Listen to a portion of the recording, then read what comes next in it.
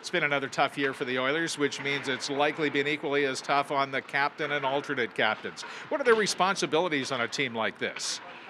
I don't know. You're kind of like the parent of the group, really, when it comes to, you have to handle all those things. Like I said, off-ice activities. You have to control. You try to not control, but you really try to keep the mood of the room positive. You got to motivate.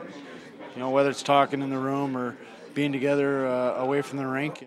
Motivator, leader, mediator, example, events organizer, a captain's role is broad. From Lee Fogelen to Gretzky to Messier, Doug Waite to Kelly Buchberger to Sean Horkoff. Oilers captains have varied from superstar to role players.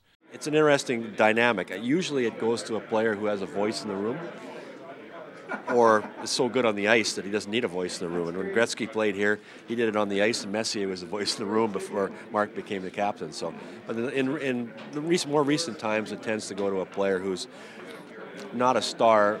I wouldn't say totally a role player, but not a star.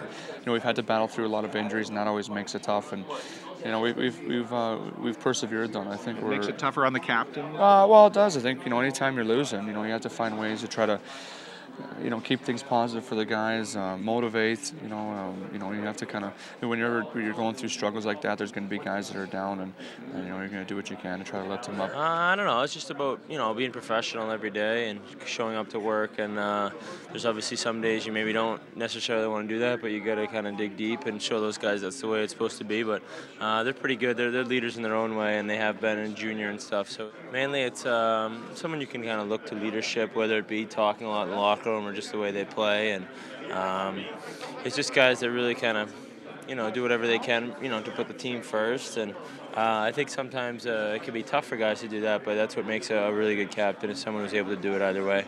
Whitney and Alish Hemsky are Oiler alternate captains. Ryan Smith was a Team Canada captain on occasion and knows what it takes.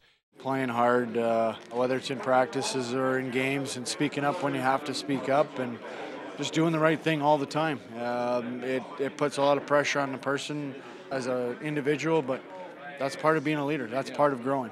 And really, it's an unselfish position. A lot of times you come to the rink, you're not just worried about your preparation can come second. A lot of times they're trying to help the bigger scale, which is the importance of how the team does that night. The good news is all the youth that we have here are great guys. They listen and. They want to learn, they want to win, and they're passionate about for playing for the Oilers. Some observers believe eventual future captaincy lies with today's youngsters, Taylor Hall or Jordan Eberle.